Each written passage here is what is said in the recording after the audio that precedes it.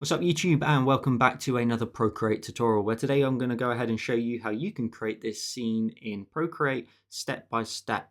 The only thing you're going to need for today's design is the canvas size as well as of course the palette, so you can follow along with the exact same colors, and they will be available on my Patreon completely for free, and you'll find a link in the description down below that will take you straight to the requirements. So again, tap on the description down below of this YouTube video, tap on the requirements link, and you'll find everything you need. There's multiple ways to get hold of the requirements, so find whichever one is most comfortable for you. When you're done with today's design, make sure to tag me in your finished creations. Please subscribe to the channel so you can support the work that I do here. And if you want to get access to even more tutorials, you can come and join me over on Patreon. That's where I post 3 exclusive tutorials every single month to my catalogue of over 130 that I've previously posted over there. So with 3 added every single month, that catalogue just continues to grow, and you can get access to that when you become a patron. So with all that said, enjoy today's tutorial and let's get started. So once you've created your canvas, the first thing we need to do is go up to our actions. We want to go ahead and add a drawing guide. We want to edit that drawing guide and set it to a quarter of your canvas size. So if you're using the same canvas size as me, that'll be 500, and hit done. So you can tap on here rather than drag this line and just punch it in. Hit done.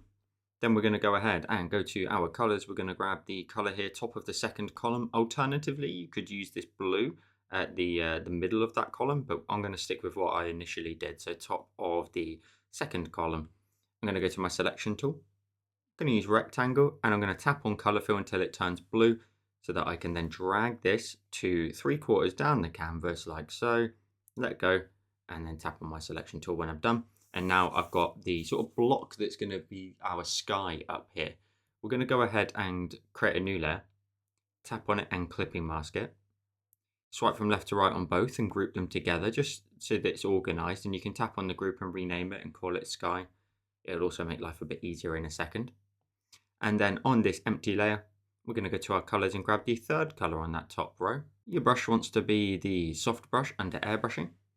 Set the size to around about, say, 28%. That should be okay. Top of the screen, you want to be nice and strong, and then as you sort of get into here, take your time just to really feather and blend out your gradient here. You want to have a bit of that blue at the bottom, or that purple should I say, but we're going all the way towards that line. So you want to have a majority purple, and then sort of this last row here of our little sky area, a nice blend. Keep it nice and soft and try and just do your best to blend it together. It doesn't even need to be 100% sort of left to right either. Now I'm going to go ahead and create another new layer, tap on it and clipping mask it. Because for our sky in a minute, you want to maybe adjust the colors and where they sit, and it's much easier to do that when they're on separate layers. So we're going to go to our colors and grab then the top of the fourth column and repeat, but we're going to zoom out just a tiny bit and not go quite as low. So you just want to sort of rotate if it's easier, because it is for me on being right-handed, and then you kind of don't want to go as low as the previous one. So now I'm trying to blend into around about here now, so that we have the dark purple, the purple, and then the red. But again, you want that lovely soft feathering if you can, so just really keep it nice and light. Again, new layer, tap on it, clipping mask it, go to your colors, grab the top of the fifth column there, and then we're going to tap away, and we're going to go ahead and just blend that in as well, creating a lovely gradient of color. And again, you're not going any further than the previous color, you just want to create a lovely blend between them. So a little bit of that red in there. Lovely. I'm just trying to make sure it's nice and soft. And of course, we'll go to our layers, one more new layer, tap on it, clipping mask it, go to your colors and grab the yellow here. It's the top of the sixth column, and we want to then blend this over the top again. Now this one, you kind of want to have a good chunk of yellow, and again, you want to blend it as best you can, really let it fade out, get a lovely blend so you get this awesome gradient of color. Now earlier on I told you, of course, we've separated things because you may want to adjust this. You may want to sort of adjust a few sort of positions. So for example, you could grab the red. Let's say you want to bring in some more red, you can just move that down ever so slightly just to make sure it's present. You could go to your colors and grab the purple, maybe even use freeform and just scale it down just to stretch it a bit closer towards the bottom. You've got so much more flexibility with a gradient like this if you separate the colors. Now we'll probably make adjustments to this shortly anyway, but for now, what I'm going to go ahead and do is I'm going to keep a backup just in case I want to change something. But that's just because I do that normally in my own work. So otherwise, what you can do is you could tap on this group and flatten it into one layer. I'm going to swipe it to the left and duplicate it. I'll turn off one of them and the bottom one out the two. I'll flatten it into one layer. So that is now one shape. I cannot adjust any of the colors unless I go back to that group. So that's just typically what I do in my own time. But for the sake of the rest of the tutorial, I will go ahead and delete it just so it keeps things simple. So you've got one layer now for your sky, but it's just a little sort of tip there really. We then want to go ahead and tap on this layer and alpha lock it so we can't smudge outside what's already here. So you basically don't want to go beyond that line. You want to go to your smudge tool. We want to go to painting and the spectra brush. And the size here, we've got 6% and I've got the opacity set to 80%. Now what I want you to do is just start smudging these colors through one another. So for example, we want to go ahead and say bring some of the red down. So I'm going to put it at a bit of an angle like that. And then I'm just going to smudge it horizontally. So you smudge it down first of all, and then push it horizontally. So I'll bring some purple across there, then smudge that. Likewise though, you can bring the purple up. Look at that, that's all it is. And then just smudge that horizontally through your scene and you'll create this really soft sky with all of this kind of streaky nature to it. Don't be afraid to push some reds and oranges up towards the yellows and vary your pressure. Keep your pressure nice and light though initially and just create a lovely streaky sky in there. Some of them may be a bit subtle, some of them may be a bit stronger. That's what we want to go for. We want a bit of variety in there. But don't be afraid to really push some red down, smudge it down in towards those purples and create like a streak across horizontal once you push it down. I'm going to do the same with the yellow. Be brave and push that in. Create some streaks in there. I'm going to push some more yellow down into the center there. Just give it some horizontal streaking. Now you can vary your brush size as well if you really feel like you want to. You could add some more variety by changing that, maybe making it a bit bigger potentially. Just going to make sure I push some of those darkest tones up. So occasionally you end up with like a little bit of a streak in there that is quite dark and quite sort of shadow-like almost. I'm just trying to make sure we've got some nice smudge lines in the sky. You can come back to this later on. It really doesn't need to be finished at this point, but something roughly along these lines just to get you started. Just make sure that there's no sort of very obvious kind of smudging sort of shapes. So you may want to go down to like a 3% brush size and then just smudge that in just to make it a bit smaller. But I'll keep it at 6 in case we come back to it. Now the next thing we're going to go ahead and do is go to our layers. We're going to create a new layer, tap on it and clipping mask it to the sky. We're going to go to our colors and grab the top of the second column.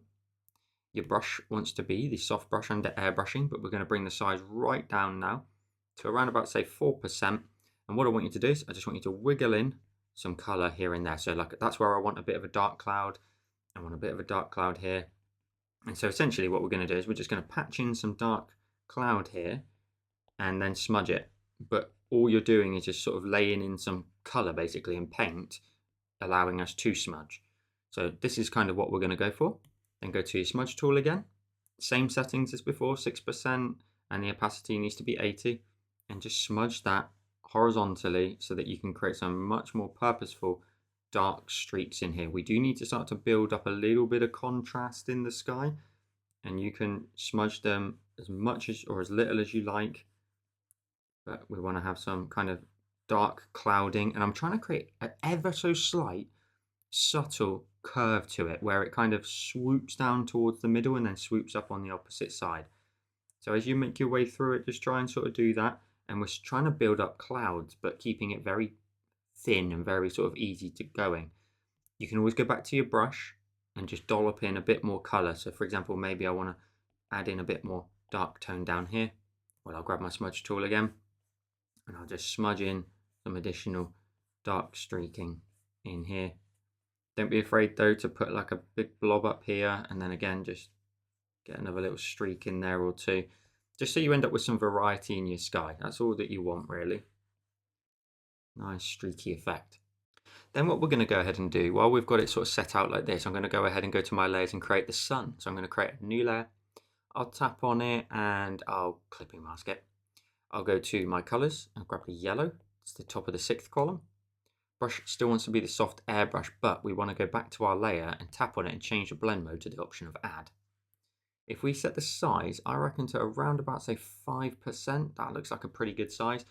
Roughly around about here, just to get us started, we're just going to tap a few times until you start to build up a bit of a sun, until you end up with something quite nice and sort of glowy. Now potentially you may want to sort of bring the size down to 4 afterwards, just so you can just punch in the center a little bit and have a bit of an outer glow. So I've built up the sun there like so, and that's exactly what we want.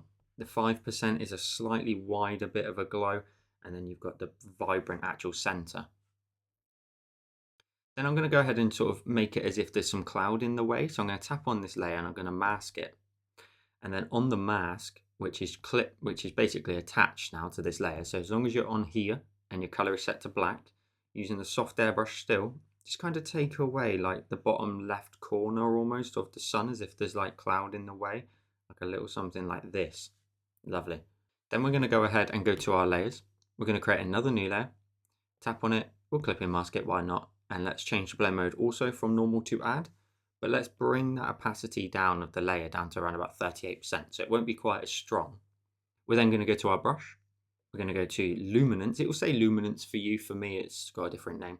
We'll go to the flare brush, and with a size set to 64%, you just want to tap in the center of your sun and add in a flare like so. And then tap on your cursor if you need to, and maybe just move it across if needs be. If you do move it, just be aware, because of the scale of the flare, you may end up with like this solid edge. So just grab your eraser, for example, and go to like the soft brush and just set your size to something a bit bigger, like 6%. Just blend it out. It's no stress. Just blend it out on the edges. You should end up with this beautiful sky effect coming together nicely. And this will look really effective, especially if you've added in some dark tone in the back there. So it's got a little bit of darkness coming through. Now we are going to come back to the sky, but I want to go ahead and work on the actual monument, the Torii gate here that's going to be here. So I'm going to go ahead and create a new layer. I'm going to go to my actions. I'm going to go to my drawing guide under canvas tab and edit that drawing guide, because I want to use the option here of symmetry. The option should be set to vertical if it's not already, and hit done. We want to go to our brush, tap on your brush.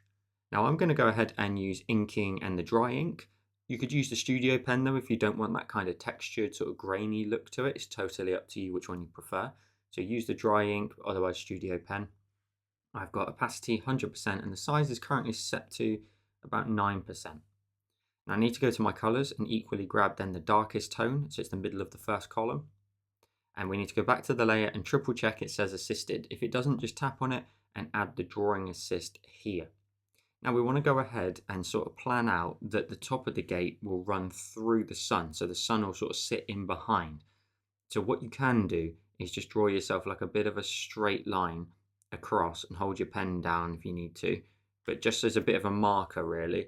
Now to be honest, that's probably a little bit too wide, so I'll grab my cursor temporarily and I'll just make that a little bit narrower. It's just as a guide point, and there we go. It's just there as a height saying to me I don't need to go any higher than that. But what we want to do is we want to have a little bit of land that this gate is going to sit on that's just below the horizon, which is this line here. So for example, we'll just go ahead and we'll find a spot, say here. I'll pop one finger on the screen and just draw a straight line across like so. That's my little plinth there. And then I can work out the kind of angles. I can make this wider if need to be shortly, but I'm going to go ahead and just draw in a very hard, heavy line up like so. And it's got to run up to around about, say, here, and then it needs to get a bit wider towards the bottom as well. I'm just going to widen that up, holding my pen down every time just to create a straight line, like so. And then from there, I'm going to go ahead and work out a position where I think I can go ahead and draw in a horizontal beam, like that, and then pop one finger on the screen. And then from there, we'll go ahead and draw in another horizontal right above that, like this. From there, we can go ahead and just draw in a line in the middle just to connect them together. So you can make that slightly wider if you want to.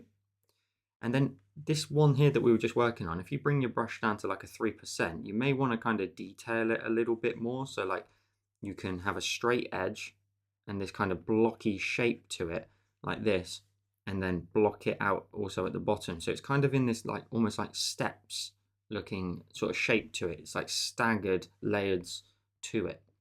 From there, we can go ahead and that layer there's done, I'm definitely a bit too short of my sun, so I might have to move a few things around in a minute. I'm going to go to around about, say, 6 to 5% on the brush size, just so I can be a bit more accurate. And then you kind of want to just start a little bit wider and create curved shapes in towards the middle. And try and create a nice curve to it if possible. And you can reflect that in this here as well if needs be in a moment. But if you create a curve like that, then go up and then just follow suit. So just thicken it out. You want to make sure it gets nice and solid though, of course, in towards the middle. So just blocking it in. And then you want to go ahead and go a little bit higher than that and go a little bit wider, but you want it to connect. So we want to go ahead and sort of create another straight edge there and just draw that in like that, up into a nice solid sharp point on the edges, color in the gap, zoom all the way out, and there you go. You should have a pretty sort of standard traditional looking Torii gate. But you can get in there, as I mentioned, and go to like a 2% on your brush size and maybe just add in some quite fine sharp edges on the corners. A lot of them tend to have details like this where the edges are very sharp, so you could go ahead and add in like a block sticking out like that and then sharpen that up and maybe even curve that in a bit more and bow it. But at the very top one here, we can go ahead and just add in a slightly bigger block on the end just to give it that kind of staggered wood effect. Some of them are built so beautifully and have so much detail to them. Now I'm just going to go ahead and just thicken that out in the middle. There we go, lovely. Just a slightly bit chunkier in that middle area. Now, as I mentioned, mine is very, very low at this point. So I need to go ahead and I'm going to delete the line there that I made. So I'll delete that from there. I'll grab my gate, I'll move it up. And then at that point, I can see that that's a little bit too high. So what I'll do is I'll grab uniform, I'll zoom out. I can make it a bit bigger. I can definitely get away with making it a little bit bigger. And equally, I can always move my sun if needs be. But that there positioning wise should be pretty good. I'm quite happy with that. I want it just to sit behind there. Now we're then going to go ahead and go to the layer and tap on it and turn off the drawing assist because we don't need it on anymore, because what we want to do is we want to go ahead and use the drawing guide now. Well, without a drawing guide, sorry. Let's go ahead and set that size to about 5% again. And then just sort of stagger using kind of diagonal lining this down here towards like a water edge. Draw a straight line across just to kind of give you a kind of block-like shape. Try not to make them symmetrical either, so I'm going to go ahead and draw in this side here, and I'll just kind of make this one have like a bit of a bump on the end, and then just drag and drop the color in. Now, if the color doesn't sit inside the shape, for example, if it spills out like this, just hold and drag to the left, and you'll reduce the threshold there at the top, and it will slowly just fill in. And then you should end up with a cool piece of land there. You could do something even cooler, like add in like an additional kind of few rocks or something. As long as you keep that straight edge at the bottom, it'll be fine. We're going for kind of minimalism today, but you can do something a little bit like this. You can then equally, now that the drawing assist is off, maybe just add in like a block there, maybe just to change it up from each other, just to make it a little bit, interesting to look at. And also break down that solid line as well with two little sort of very subtle bits of curving to the ground. Now that I've added that in, I think I can equally go ahead and grab my cursor and use uniform and now scale it back in size a little bit. But again, make sure it's as central as it can be. Make sure it's as sort of bang on that center line. I'm just going to make it a tiny bit smaller. And again, as long as it sits in front of there, it'll look fantastic. Also, equally, I think I could grab my cursor and use freeform and just make it a tiny bit wider and then pop it again in that center point. Tap on my cursor when I'm done. Let's go ahead and add some highlights to this. Now, you need to make sure your gate is right in the center, because if I tap on this layer and add the drawing assist again, it's going to use the symmetry option. I'm going to go to my colors and grab the yellow at the top of the 6th column. I'm going to just go ahead and use the 9% brush size. I'm going to keep it as small as possible. And I need to go ahead and equally go back to the layer, tap on it and alpha lock it, so we can't paint outside of what's already there. I'm going to keep my pressure really, really light if possible, and just go down, say like the inner edge here, getting a bit sort of larger towards the bottom. Now mine must be a pixel or two slightly to the left, because you can see that the highlights are different. That's not necessarily a bad thing, because it will make sure that you're actually like a bit unique on either side, and real life isn't perfectly symmetrical. So it's up to you if you want to keep moving it across just to try and get that level of symmetry. I'm not too fussed, if I'm honest. I'm going to add in a little bit of highlight on here too. And then likewise, just a very, very thin kind of pixel-like line here up towards the edges. And that's a bit too chunky on the edges there. A little bit of a pixel or two just on there to give a little bit of color. And then you can go ahead and tap on the layer, turn off the drawing assist. Maybe just go ahead and keep the sizes the same if you can. And just add in like a little bit of ground detail. So you can tip this pen on its side and you get some nice chunky kind of softer edges, like you're tipping a pencil on its edge. But otherwise you could go ahead and just kind of add in a few details here specific to either side. So like just catching it on like a rock or something over there. And then maybe there's like another rock or something here too. Just to add in some interesting detail. Now, one thing you can do is, let's imagine that there's rocks in front of that, that's fine. But on this side, I need to sort of mirror that a little bit. So I'll add in what looks like a little rock there. And then just let the texture and the highlights kind of fall off a lot more as they get closer towards the bottom area here of the piece of land that it's on. If you don't want to add a lot, you can add in a tiny little bit on some of these edges over here if they will get a bit of light. But ultimately, something like that will do the trick. What we're then going to go ahead and do is go to our layers, create a new layer, tap on it and clipping mask it to the gate. Go ahead and change the blend mode from normal to add. Let's bring that size down though. So let's bring the size down to like a 2 or 3%. Let's zoom in and just maybe accent a tiny bit that you want to make a little bit brighter. So for example, this inner edge here, I'm going to make a bit brighter. I'm going to add in a bit of a highlight more so on top of these edges. We're not using the drawing assist, so you can be quite specific and specify where you want highlight to be at this particular point now. But because we've got that lovely sunshine there, you can just give some of these a little bit more love if needs be. I'm not going to do everywhere. It's just like a few little areas of the land there that I think would get enough sunlight. Definitely here, I just want to brighten that up by like a pixel or two, just along this edge up here, all the way across, and then a little bit on the little top areas here too. Lovely. So that's your gate actually done with. What we can now do is reflect it. So let's go ahead and pinch the two layers together, swipe it to the left and duplicate it, tap on the bottom one out the two, tap on it and turn off its alpha lock. Grab your cursor, flip it vertically and drag it down until they meet. So you can zoom in. You may have to actually manually just move that up ever so slightly just until they touch, and then tap on your cursor when you're done. If you end up with a thin line like this, it's no stress. If anything, it looks quite good. Now the only thing I need to do is undo that, because when you flip it, you also want to consider actually squishing it down slightly. So I'm going to go ahead and use freeform here and just squish that down just a tiny bit, like so, and then tap on my cursor when I'm done. And then you get your reflection. Now, of course, that's too perfect, and we're going to follow suit with the rest of the design where we go to our smudge tool. We'll tap on our smudge tool, making sure it's still spectra at 6% and the opacity is 80. Now, 6% might be a little bit too large. Yes, it is. So let's go 3, in fact, and just smudge this left to right. Just break down the shape. You can keep a little bit of it, but make sure you kind of go horizontal and just get rid of it. This is your reflection. This is your water ripples almost in here. So we're just going to smudge that a little bit, softening it up, but you keep a little bit of its structure because you don't want to like very harshly go through there and just really destroy it. You know, you can keep the general shape of the structure so you end up with a nice reflection.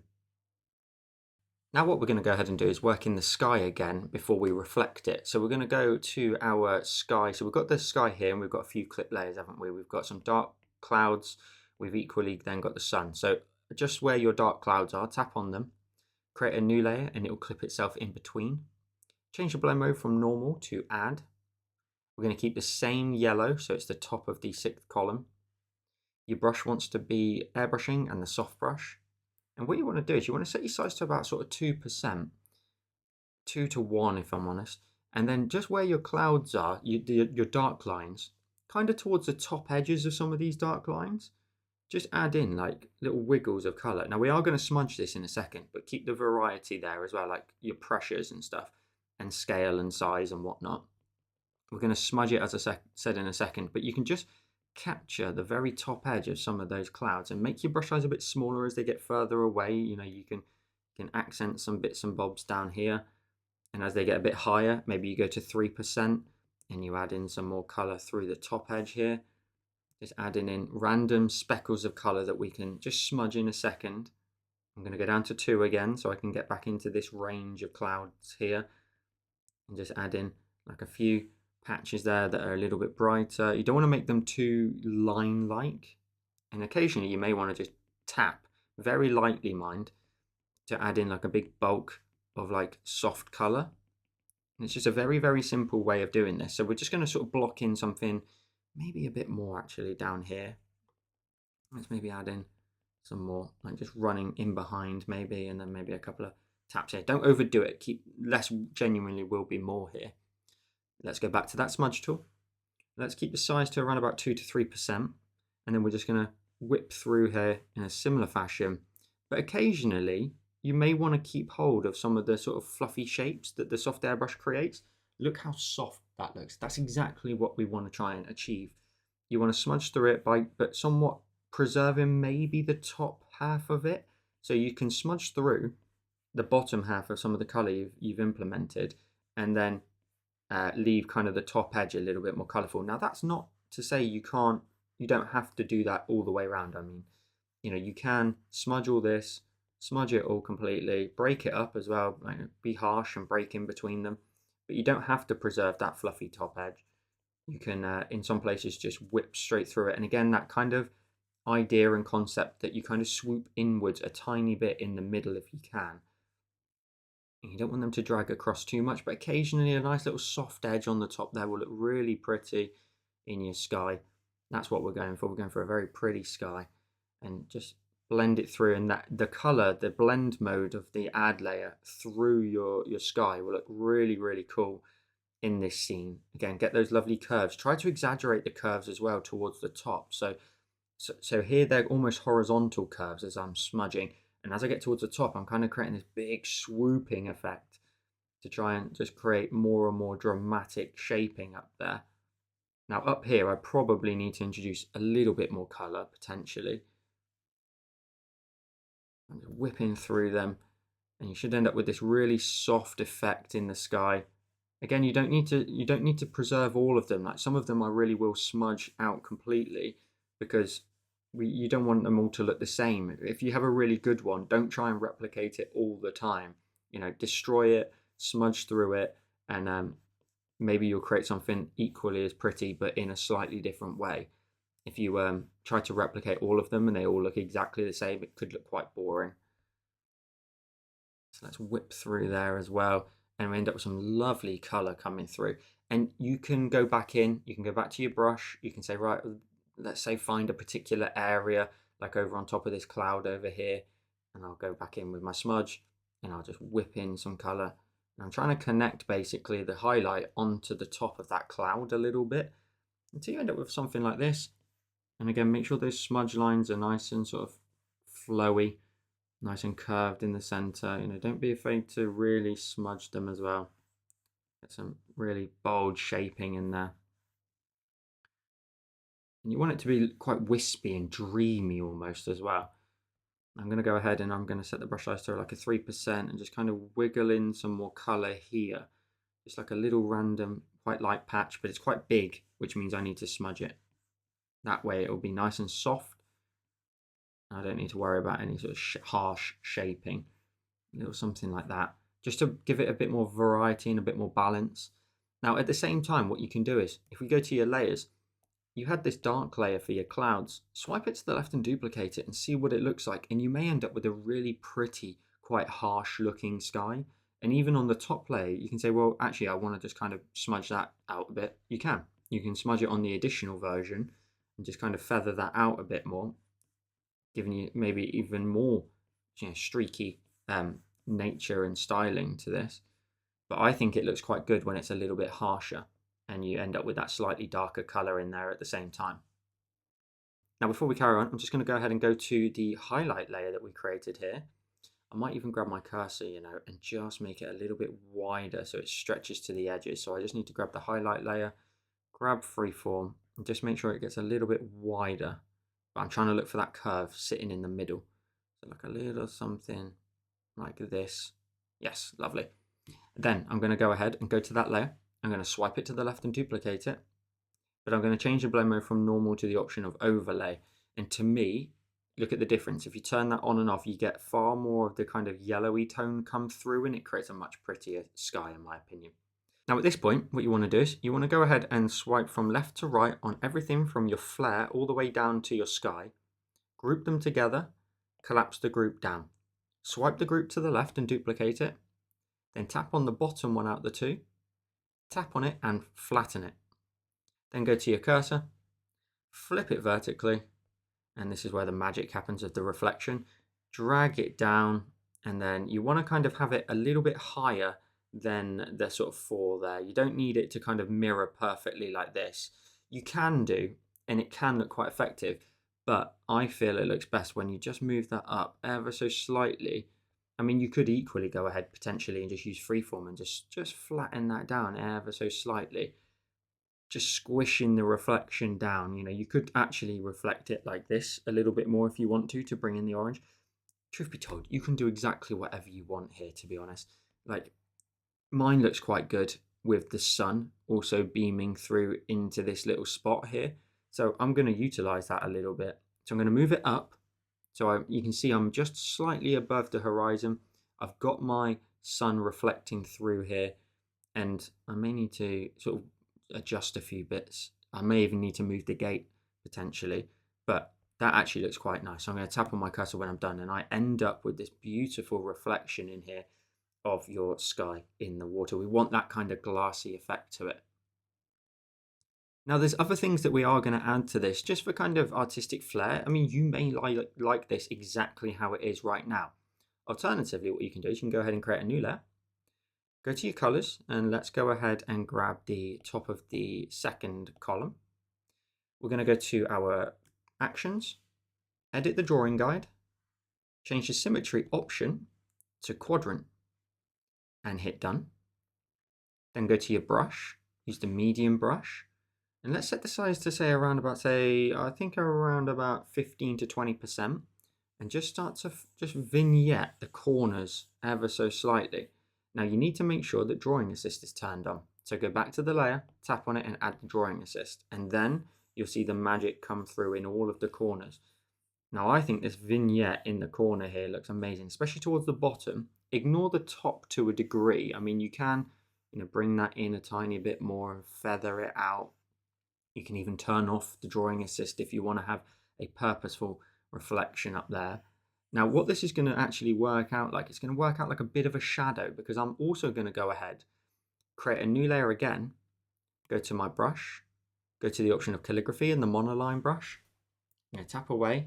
I'm just going to simply draw in a circle. Does not matter what your brush size is. Draw in a circle, pop one finger on the screen, and then you can make it as large as you can without going off the edges. Grab your cursor, go ahead and then use uniform, scale that up in size, but don't make it the same size as the actual full design. You don't want to make it the exact same size. And if you turn on snapping here in the bottom left, one of the lines will go orange. Both of them technically should do, but because we've got something that's in the middle, it's showing as blue. So something like that. Tap on your cursor when you're done, and then just drag your color to the outside edge, and you create this really cool framed effect. Now again, you may or may not like that or prefer it. It's totally up to you what you like the look of. Turn it on and off, see what you prefer, and see what other adjustments you would want to make. To me, I think I would keep hold of it, but what I would equally do is I'd create a new layer. I would go ahead and just leave it on its own. Go to my brush and go to airbrushing and the soft brush. And I reckon about sort of a 25% brush here to really, really softly feather out that kind of dark cornering, the vignette that we created, just to kind of soften that round a little bit more. Yeah, there we go.